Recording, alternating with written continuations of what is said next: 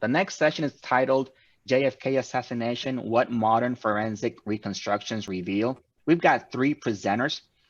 The first one is Mark Johnson. Second one is Angelos Leiloglou. And then also John T. Orr. So a little bit about, John T. Orr. I believe he's going to be, I think I said this wrong. I think John T. Orr may be our first presenter. Well, John T. Orr retired in 2002 as a senior official in the U.S. Department of Justice. Throughout his DOJ career, he specialized in the prosecution of criminal antitrust violations. Between 93 and 95, while he was a DOJ prosecutor, he completed, as a personal project on his own time, an analysis of the evidence of gunshots in Dealey Plaza during the assassination of President Kennedy. He submitted a report to his findings to Attorney General Janet Reno, who authorized the reopening of the JFK assassination investigation for further scientific testing of bullet fragments by the FBI. That testing led to the discovery of important new evidence. Our next presenter would be Angelos Leiloglou. He's the founder and principal 3D analyst at Forensic Viz, where they specialize in the application of photogrammetry for the forensic analysis of video and photographic evidence to reconstruct officer-involved shootings, construction, and industrial accidents, vehicle collisions, and more. And finally, Mark Johnson. After 14 years as a dynamic plaintiff's trial lawyer, Mark Johnson is now recognized as one of the leading experts in 3D forensic visualizations and animation and authority in photogrammetric reconstruction technologies. Featured on CBS 60 Minutes, ABC Good Morning America, The New York Times, and in other numerous news and industry publications, Mark advocates for the use of advanced technologies in the courtroom and continues to push the limits of innovation in litigation. So I'm going to start with Mr. John T. Orr. The floor is yours, sir. Okay, thank you. In the early 1990s, when I was a senior official with the U.S. Department of Justice, I watched the Oliver Stone movie JFK. That sparked my prosecutor's curiosity. This was a murder committed in broad daylight in front of many witnesses, filmed and photographed from multiple angles, and the evidence was processed by some of the best forensic experts in the world. And yet, decades later, there was still huge controversy over the sequence of just a few gunshots. Between 1993 and 1995, I did a study of all of the official evidence presented of what happened in Dealey Plaza. I did it on my own time and at my own expense. I'm one of the few individuals ever permitted to examine the still bloody clothing of JFK, the magic bullet, and other key pieces of physical evidence. In April 1995, I submitted to Attorney General Janet Reno a report that concluded that there were a total of 4 shots fired by a total of 2 shooters. That led Reno to reopen the JFK investigation. In June of 1995, I was presented the second highest award in the Justice Department, unrelated to my JFK work. But during that same Washington trip, I met with the Justice Department attorneys for the first time who had been assigned to the newly opened JFK investigation. Ultimately, that investigation resulted in the discovery of important new evidence. I've been featured prominently in both the 40th and 50th anniversary documentaries on Fox News Channel on the assassination. Whatever you may think of the politics of Fox News, I found that the documentary producers were apolitical and only desired to find the truth. And they presented a fairly controversial, conspiracy-oriented documentary on a conservative network. During the 50th show, I sat down with Dr. Cyril Wecht and the Fox News animator, and I presented my key findings. Dr. Wecht is the famed forensic pathologist and the first civilian ever permitted to examine the JFK medical evidence. He reviewed my findings and said that they made complete sense medically, and in fact, in future speeches and interviews, he incorporated some of my new findings. In my original Reno report, I recommended that the department create a 3D computer model of the assassination using the latest photogrammetric technology. I stressed that if they did such a model, it would prove that the Warren Commission's single bullet theory was impossible. The official version was impossible, and unfortunately, the department chose not to create such a model. Flash forward to early 2018, I commissioned the model myself privately, and I wanted to use the latest 21st century technology. Angelos and Mark have been working very hard to create the most accurate and realistic reconstruction of the assassination possible using the latest Faro equipment and technology. Our project is 100% evidence-based. We will use science to determine exactly what happened. I'm thousands of dollars in the hole personally on my JFK work, and I committed to myself when I began that I would not make a profit off the assassination. So my only agenda is determining what really happened, to seek the truth and to help disseminate that truth to the American people. So at this point, I'll turn it over to Angelos, who will show you how our model has progressed so far.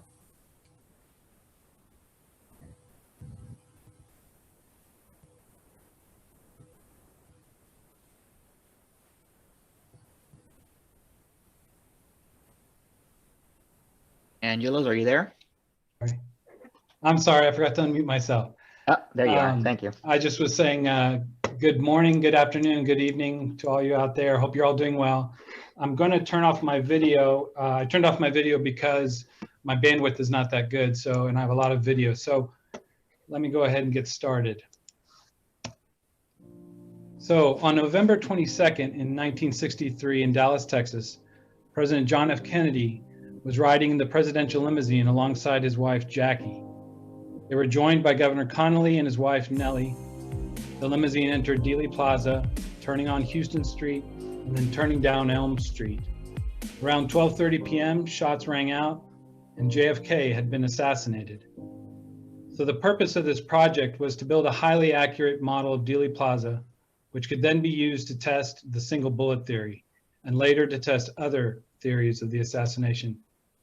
Here's a photo from the day of the assassination. It's the presidential limousine. It's a modified 1961 Lincoln Continental. As you can see, President Kennedy and the First Lady were sitting in the back seat of the limousine, while Governor Connally and his wife were sitting in the middle on a pair of folding jump seats. Here we have a current Google Earth aerial of the Dealey Plaza where the assassination took place.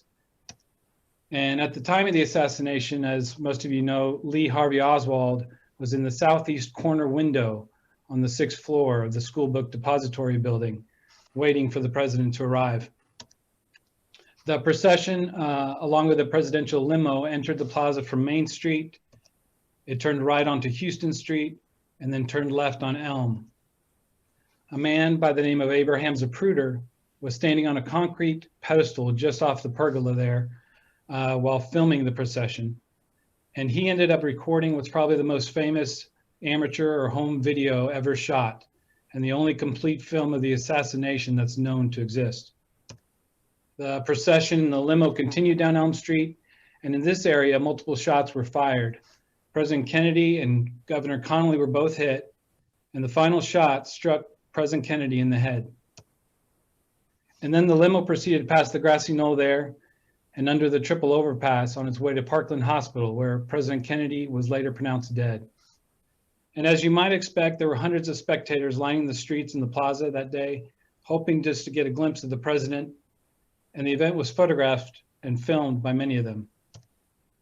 Here's a photo of Abraham Zapruder, and in his hands is the Bell & Howell 8mm camera that he was using at the time. If you look in the upper right corner of this photograph, taken by a lady named Mary Mormon, shortly after the headshot, you can see Zapruder right there under the arrow, standing on the concrete pedestal as he's filming. Here's what he recorded. It's the Zapruder film. And just a warning, if you haven't seen this before, it's graphic, so viewer discretion is advised. We see the limousine coming down, reappearing from behind the scene, or the sign there, and then the headshot there at the end.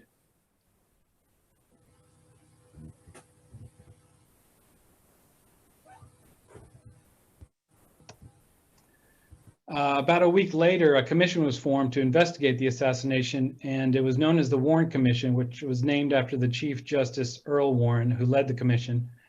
After its investigation, the Warren Commission concluded that Lee Harvey Oswald had acted alone in assassinating the president.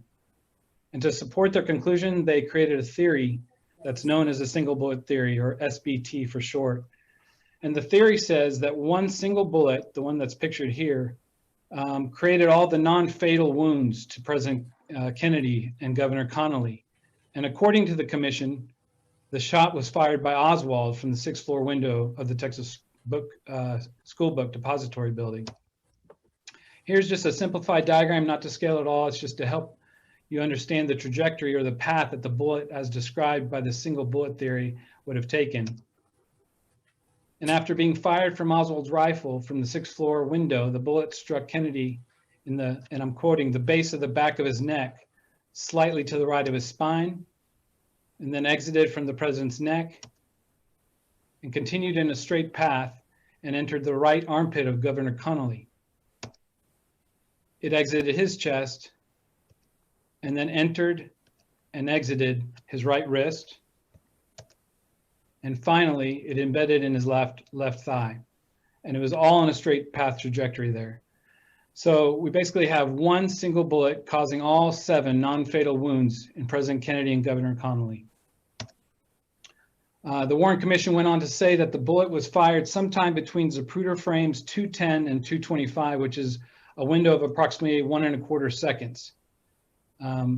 Here we are at frame 193, just as the presidential limo is passing behind the Stemmons Freeway sign, which you see there in the foreground. So according to the Warren Commission, the beginning of the time frame in which the single bullet theory shot was fired starts here at 210, which is right there, 210. And then it continues, excuse me, right there. And it continues for 15 more frames to 225. Right there. And so that's the single bullet theory, and that's what we were set out to test. Now, in order to test the SBT, or single bullet theory, we had to determine first a couple of things. The first thing was the bullet's point of origin, which was the 6th floor window.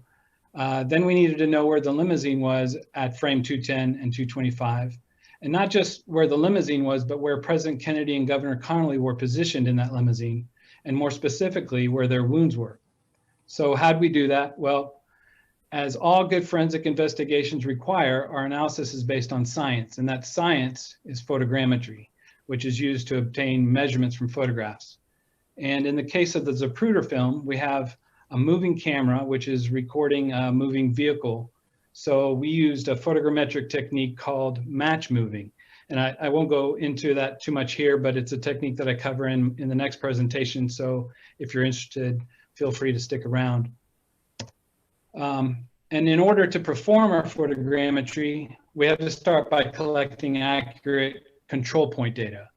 So that's where 3D scanning is really an invaluable technology.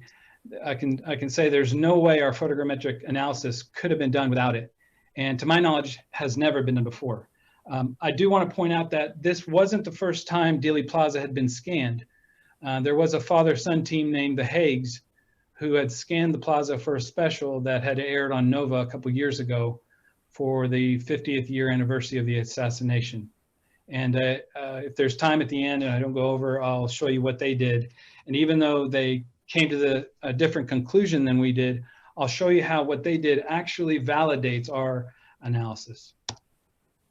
So here's the point cloud that I captured in 2008 of Dealey Plaza. And as you might expect, the plaza itself looks very familiar or similar to how it looked in 1963. But there were a number of key landmarks and changes that we needed to reconstruct in order to do our analysis. And of course, to do that, we use photogrammetry on a number of photographs, as you can see here.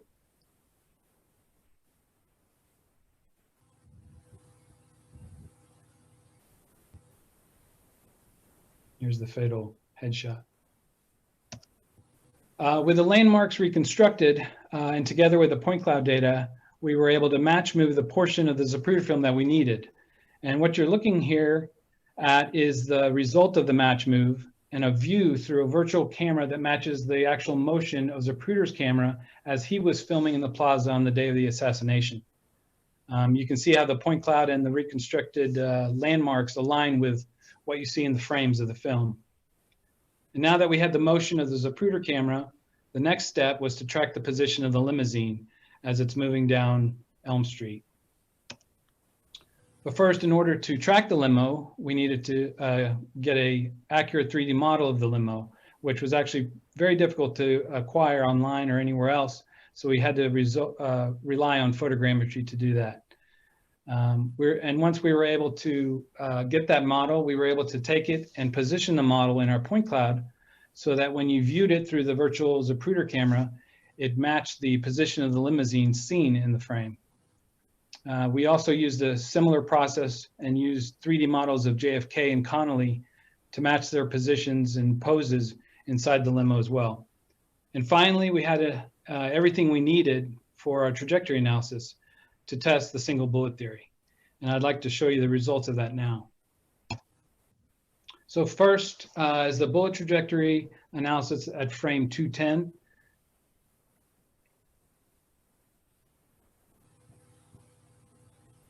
And I hope there's not a terrible lag. And as you see, we start the trajectory at the 6th floor window and come down to the entry wound on the president where the Warren Commission said it was. And you can see the bullet passes through the president and continues in a straight path and strikes Governor Connolly in the middle of the back to the right of his spine, which is nowhere near the true entry wound location where which is highlighted on the back of Connolly there near his right armpit. So this shows the SBT as described by the Warren Commission was not possible at frame 210. And then we continue on from that point, and here's the bullet trajectory analysis at frame 225.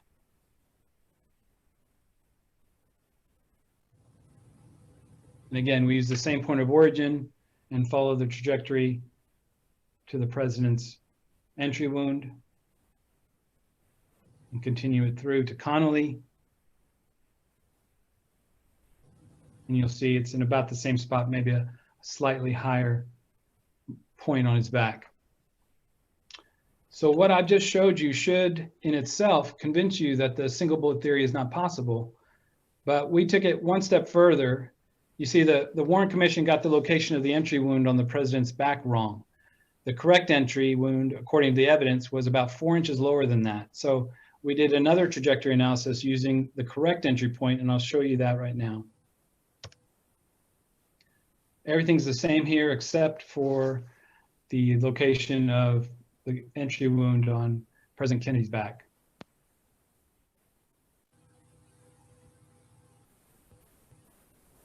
You can see it's again nowhere near the right armpit of Connolly.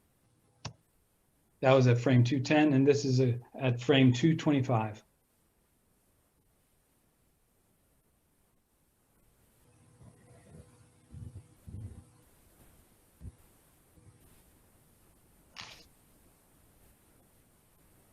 So there you have our photogrammetric analysis that proves that the single bullet theory is not possible.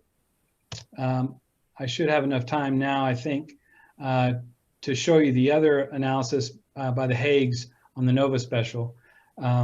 Before I do, I just wanted to be abundantly clear here that I'm not attacking or trying to discredit the Haig team. They are ballistics and firearms experts and did some very cool testing for the show, which may be what they were basing their conclusions on. And I don't expect that either of them actually created the animations that the Nova special presented, and nor do I know if they had any involvement in the production of those animations. I just thought that the Nova animations did a very good job of showing what would have had to been the case if the single bullet theory was possible. So with that said, let's take a look. Here's a short clip from the Nova special that explains the single bullet theory, and I'll play it for you.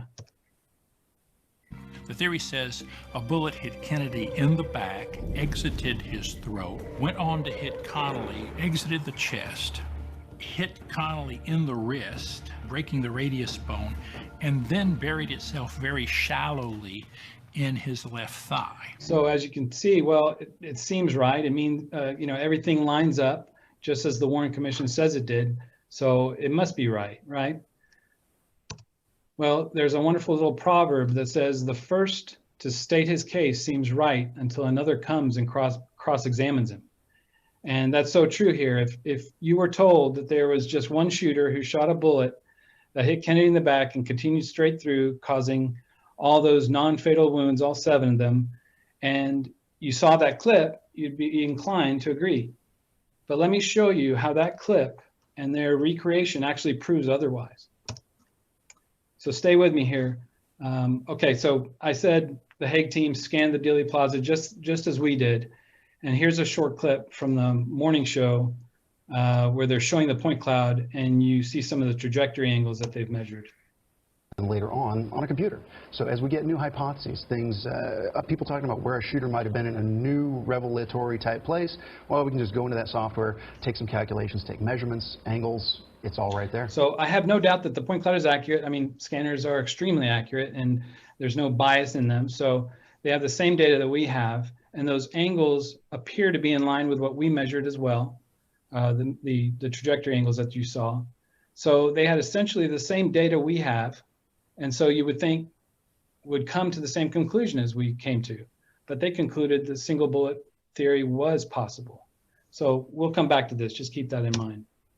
Here's another clip from the NOVA animation you saw earlier, but from a slightly different camera view. And if you watch it carefully, I'm going to play it here in a second, you'll notice that the JFK entry wound is too high. But again, I guess we can probably chalk that up to interpretation between the Warren Commission and the true entry point. But let me play that for you.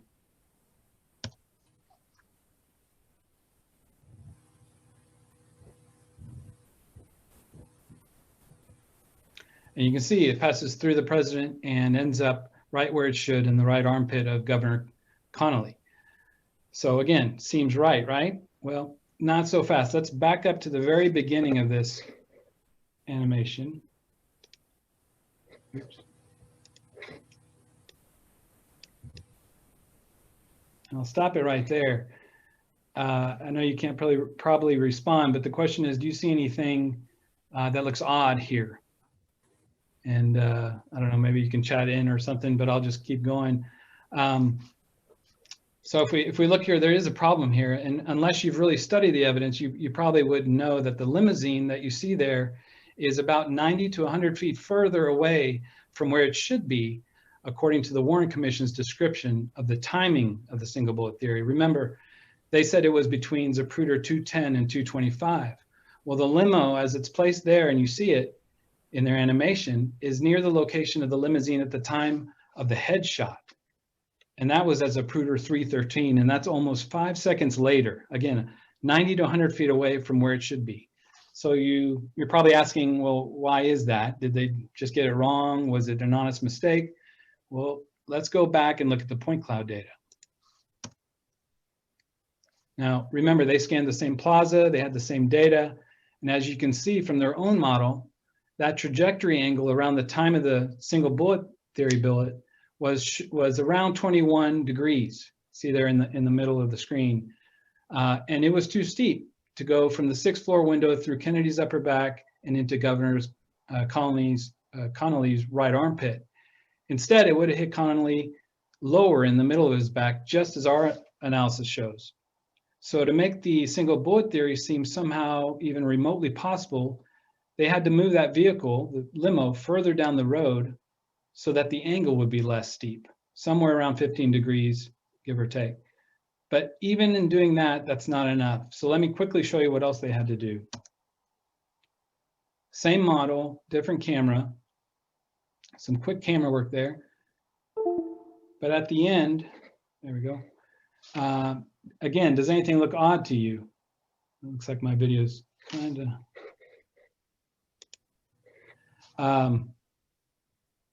can you still hear me? Yeah? Okay. So does anything look odd to you? And I think everyone can say that something looks odd, and that's Governor Connolly's size there compared to his jump seat. Connolly was a large man. He was 6'2" and practically filled that jump seat. And if you go and look at any photos of him sitting in the limo, and you can do that, you'll see that he's filling that seat. Well, again, why did they have to shrink him? And not only that, let's go back to an earlier frame in this animation, if I can get to it. Oh, right about here. And let's look at the configuration of how they're sitting. And I'll show you what most single bullet theorists have to do to make the single bullet theory seem plausible. So I'll zoom in on it for you, and you can see I've highlighted the two occupants there so you can see them a little better. But in order for the single bullet theory, again, to somehow be plausible, you have to move Connolly way to the inside of the limo, which is not the case. So you see, the only way to make the single bullet theory appear to be even remotely possible is to resort to manipulating the physical evidence or ignoring it altogether. So at the end of the Nova special, and I'll finish with this, Haig Sr. says this. He says, the essence of good forensic science is, forensic science is to look at what are the competing explanations of an event. And then paraphrasing a quote by Sherlock Holmes, he says, if you can rule out that which is impossible, that which remains, however seemingly improbable, is the truth. Well, I hope you are convinced that we have done just that. We have ruled out the impossible, the single bullet theory, and we did it using scientific photogrammetric analysis of the evidence. And with that, I'll pass it on to Mark.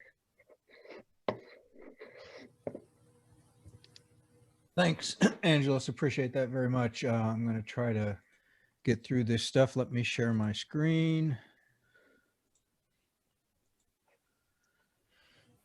Okay.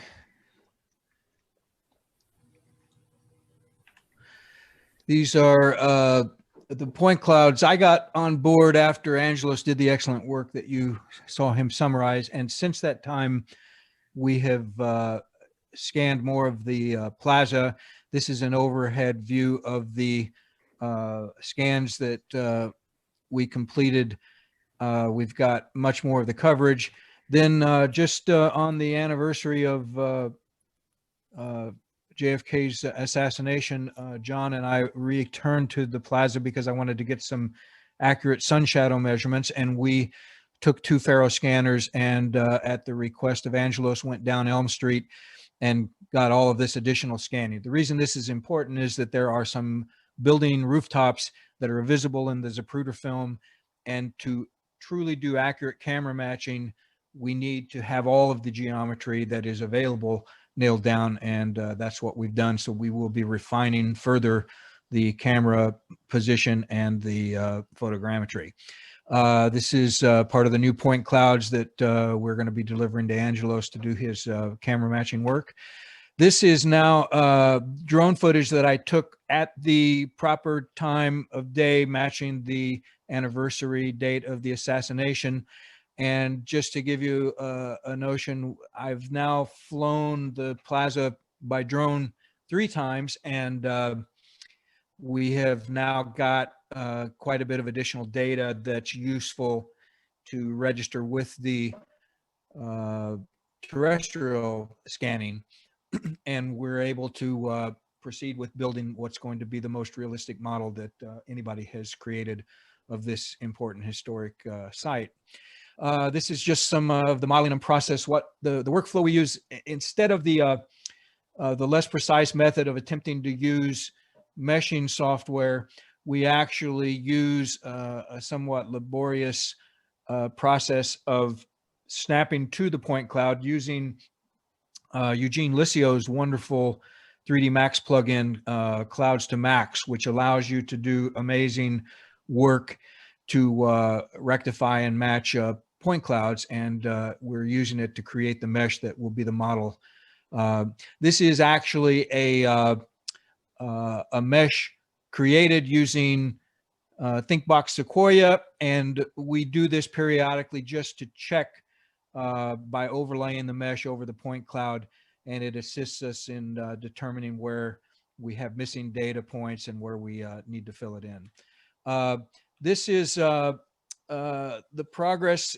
As I mentioned, it is tedious, and some people might wonder, why do you go to this much effort? But we feel that it's important for both history and for evidence. So you can see this is the process of building the terrain to match the point cloud. We have to also rectify historical photographs so that we can determine where the terrain has changed, and there are surprisingly numerous alterations and changes in geometry, while at the same time we are fortunate to have a lot of fixtures that have not moved and that we're able to continue using as reference points as we develop the model. This is the obvious historic Texas School Book Depository building, and we have taken all of the available photographic evidence from 1963 and have determined there are numerous changes in the geometry of this building. So after using our point cloud, we have been able to build a model that we are able to rectify and match to the historical photograph, so that we now are we will have, when completed, a truly accurate 3D model of the Texas School Book Depository, down to the positions of the windows and the presence of Venetian blinds in some of the lower windows. The fabulous, famous Hertz sign was removed just a year or two after the assassination. And it's an important landmark because, number one, it records the time of the assassination, and it was captured in a couple footage, film footage, as well as a number of static images. So we collected as many of the images of the sign as we could so that we could create an accurate version.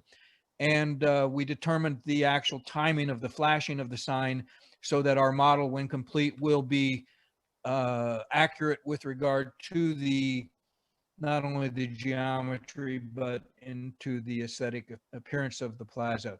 Our hope is that when we complete this model, aside from the ballistics and the photogrammetric work that we're doing, that this model will be useful and possibly when converted to a virtual Unreal Engine platform, it could be educational, possibly used as an exhibit at the 6th floor museum, and also to be used by other researchers.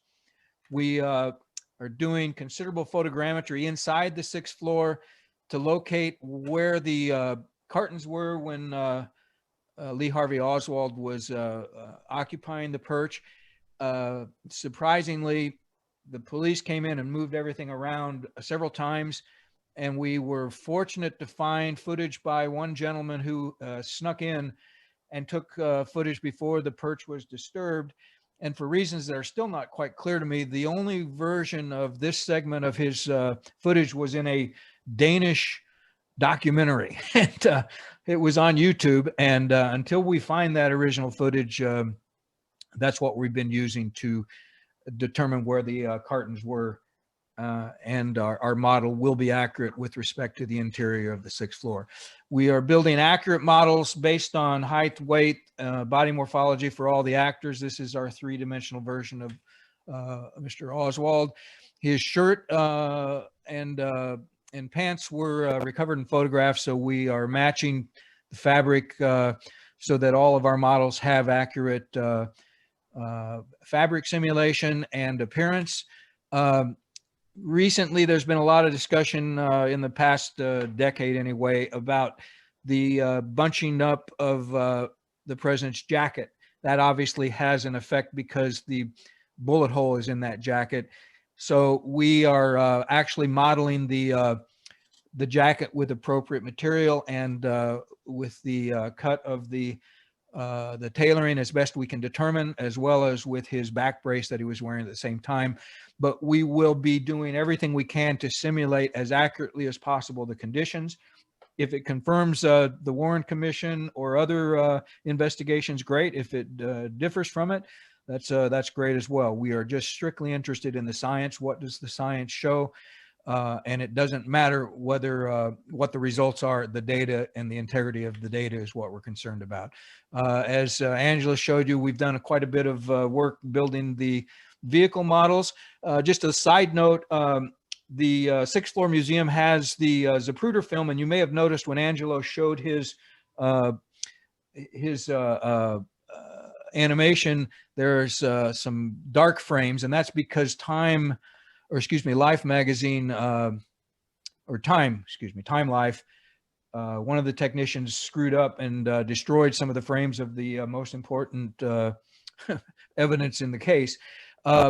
Interestingly enough, after getting access to the museum, John Orr found out that the museum has several loose frames that are just in the same package in an envelope. We haven't been allowed to see them yet, but we don't know what they are, but we assume they may be the missing frames, or at least frames that were cut out and used to make a copy. But it'll be interesting for us to find out what that evidence is when we're finally able to get back into the museum and to the reading room after the COVID.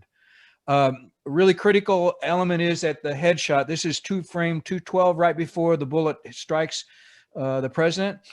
And the position of his head is critical in determining where the shot came from. A rocket scientist, a literal rocket scientist, a NASA rocket scientist named Thomas Canning, did an examination for the House Select Committee in the 70s. And just to show you how crude things were back then, to determine the position of the JFK's head, they put a light bulb on a stand and approximated the position of the sun using a paper mache model of the president's head, which you see here. Let me just say, that's not really great forensic work based on what we can do these days. So as you can see, Mr. Canning used his analysis to determine that the angle of the bullet was consistent with with the shot from the 6th floor. We, in turn, are able to exactly determine the position of the sun digitally, and we are able to photogrammetrically create a version of the president's head that we can use to determine exactly what the sun position is. And this is going to be part of our continuing process to try to determine as closely as possible what the president's body position was. As an example, here is a frame taken from a photographer named Willis, and we also know where Zapruder is up there on the pedestal. When we compare the position of the president and Connolly, as you can see the spheres I've located in the center of their heads, you can see that there's only one place in the universe that those two cameras can match those head positions. So this is allowing us to determine as precisely as possible, based on photogrammetry, where the position of the president was with regard to Governor Connolly at the time of the headshot. Or excuse me, not the headshot, but at this frame, which is frame 202, which all of this fits into a long, laborious task of using photogrammetry to determine the body positions of both men throughout the critical portion of the motorcade. I think we're running out of time, so I'm going to shut up and let people ask some questions, if there are any. There are actually. So thank you, Mark, John, Angelos. That was excellent work. I know the JFK assassination is just one of those things that it just sparks everybody's interest. So that's, I was trying to, read what I should say next based on the information I got, and I got so intrigued what you guys were saying that I got kind of lost. But anyhow, so we do have some questions here. One of the questions is, so one of the theories is that a Secret Service officer may have shot by accident from a vehicle behind the president. Would you be able to rule that theory out with the information you all were able to have or to gather? Yes, we can. Angelos, you want to unmute yourself again? Yeah, I agree. I don't think that absolutely 100% can be definitively ruled out, and there's a lot of reason I think we could rule it out now, but certainly with our model, we will be able to very definitively rule out that, as well as other theories. We have a theory of our own that I think is going to be startling when it is released. It's based on John's work. I'm not going to reveal it now, but let me just say, I think we're going to have something very interesting and of great interest to people who have been following the assassination. All right, perfect. Angelos, is there anything you wanted to add on that? I would leave this all to John. He's done all the research. When John approached me, he specifically asked me if I had any kind of bias or any strong opinions about the Warren Commission. And I said, what's the Warren Commission? I wasn't alive when this happened. I just remember hearing about it in high school history class. And so I was kind of the ignorant fool who just took the evidence at its face value and did my analysis. So I really kept away from any kind of theories and any of that stuff during my analysis. So I don't know all these theories. So I'm excited to try to test some of them. All right, John, anything you want to add? The Secret Service agent was George Hickey, and I've tried to keep, as Angelos and Mark said, keep them as separate as possible from my conclusions and let them work out the science. But I think we will find that Hickey's position in the follow-up car was much too low of an angle to create the head entry and exit head wounds through the president's head. So that's what we'll be working on, one of the things. But the beauty of our model, once it's created, it won't change. We can tweak it, but it will be freezing November 22nd, 63 in history, and we can test any trajectory from any sewer drain or follow-up car and make people put up or shut up if they've got theories. Gotcha. All right, this next question is a Spanish question, so I'm going to do my best to translate it. So the question is, in the photogrammetric study that you carried out, the frames of the Zapruder movie in which JFK receives the last shot in the neck area, did they take into account the amount of biomechanical movements in the successive frames in which he was shot and his recoil up to the seat in order to take into account the amount of kinetic energy dissipated? The short answer to that is no. This was strictly a photogrammetric exercise where we match the poses and the locations of the different people in the limo and the limousine itself. So there was no biomechanical analysis involved. In that regard, I would point out that there has been some really significant work in the last 10 years, and in particular, one white paper that did a ballistic study that examined and tested a couple different ways the biomechanical issues of the president's movements. And it is extremely interesting, and it is definitely contradicts the notion of a shot from the front. But with respect to it, as Angelos stated, we are, in a sense, illustrating physics in terms of what happened. But as far as extracting the basis of those physics, as far as why the movement occurred, we're agnostic. We are simply determining frame by frame, based on the photogrammetric evidence, where was the president and where was Governor Connally at every point that we can determine that they were filmed and photographed. All right. We have another one here, a Spanish one. It was excellent work, by the way. The question is, was the data georeferenced and what method of coordinates was used? The georeferencing, in a sense, the answer would be yes, although we are strictly working from a local origin, that being the southwest corner of the Texas School Book Depository. So we do have georeferencing available, but we are actually limiting ourselves to relative scale and position based upon our scanning universe, which is essentially the length of Elm Street for a couple blocks and then down through to the triple overpass. So it certainly could be extracted and used if georeferencing became important, but for our work right now, we are strictly using local origin and the universe of the Texas School Book Depository. All right. And one last question, since we are running short on time, and I do appreciate you guys staying on. The last question is where can we find updates of your study and your final analysis of the JFK assassination? We will be having a website, and as a matter of fact, I'll invite anybody who is interested in following this. Feel free to drop any of us an email. My email is mark, M-A-R-K, @visuallaw.com. And you saw Angelos's email. He posted it during his presentation. But we are building a list of people who are following our work. We are going to be working with the museum as well as some film producers. We're hoping that there can be a documentary that will be based on the result of our research.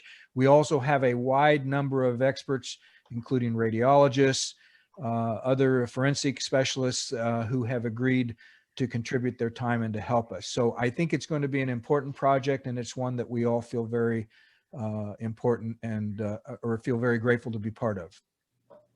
So feel free to drop me a note, and you can be put on the list of those, and you'll get our website as well as updates.